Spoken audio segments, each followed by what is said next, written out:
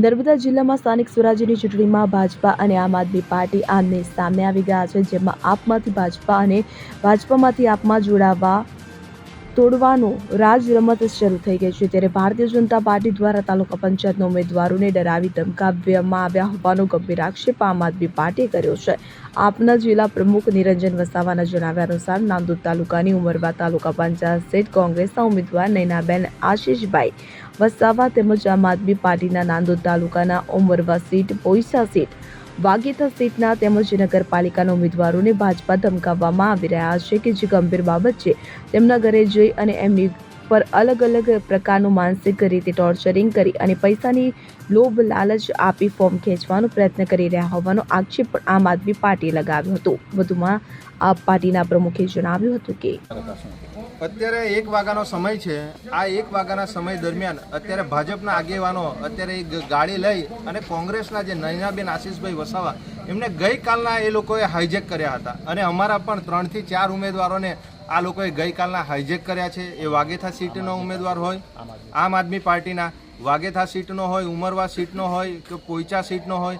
ભારતીય જનતા પાર્ટીએ જો ખરેખર 30 35 વર્ષથી જો કામગીરી સારી કરી હોય તો પછી તમે આ ઉમેદવારોને ડરાવવા, ધમકાવવાના અને આ લોભામણી જે જાહેરાતો આપી એમને કિડનેપ કરવાનો સિલસિલો તમે ક્યારથી ચાલુ કર્યો છે?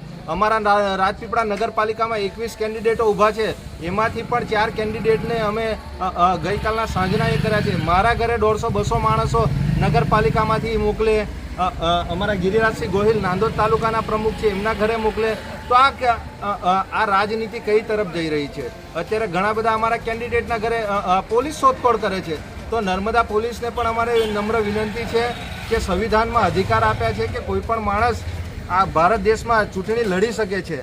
તો અત્યારે જો ભારતીય જનતા પાર્ટી ખરેખર અહીંયા ગાડી બોખલાઈ ગયેલી છે, એટલા માટે આ સિલસિલો એમણે ચાલુ કર્યો છે।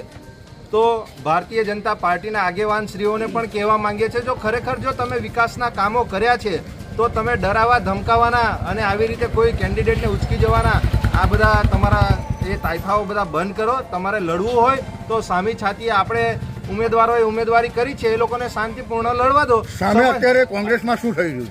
અત્યારે શું જોયું તમે? અત્યારે 5 મિનિટ પહેલા જ અહીંયા ગાડી મામલતદાર ઓફિસે મોડું બાંધીને નૈનાબેન આશીષભાઈ વસાવા જેઓ ઉમરવા તાલુકા પંચાયત સીટના ઉમેદવાર છે કોંગ્રેસમાંથી, તો તેમને પણ ભારતીય જનતા પાર્ટીના 4-5 આગેવાનો એમને ગાડીમાં લઈને આવ્યા। અહીંયા ગાડી કોંગ્રેસની ટીમ અને આમ આદમી પાર્ટીની ટીમ મામલતદાર કચેરી, પ્રાંત કચેરીએ હાજર છે, કેમ કે અમારા ઉમેદવારોને ડરાવવા, ધમકાવવામાં આવી રહ્યા છે। એમને ખોટી લોભામણા પૈસાની જાહેરાત, લાભો, લાલચો આપવામાં આવી છે। એટલે ભારતીય જનતા પાર્ટી અને જિલ્લા પ્રશાસનને પણ કહેવા માંગીએ છીએ, ચૂંટણી લડવી હોય તો સંવૈધાનિક રીતે આપણે બધા લડીએ। હાર જીત તો થવાની જ છે, એ સમય બતાવશે। તમે ખરેખર 30-35 વર્ષમાં કામગીરી ખૂબ સારી કરી હશે તો પ્રજા તમને મત આપવાની જ છે। હા, તો નિરંજનભાઈ વસાવા, આમ આદમી પાર્ટી, નર્મદા જિલ્લા પ્રમુખ। દીપક જગતાપ, રાજપીપળા। હવે જુઓ દેશ દુનિયાની તમામ ખબરો તમારી આંગળીના ટેરવે। ઉઠાવો મોબાઈલ અને Google Play Store પરથી ડાઉનલોડ કરો અમારી CN24 ન્યૂઝ મોબાઈલ એપ।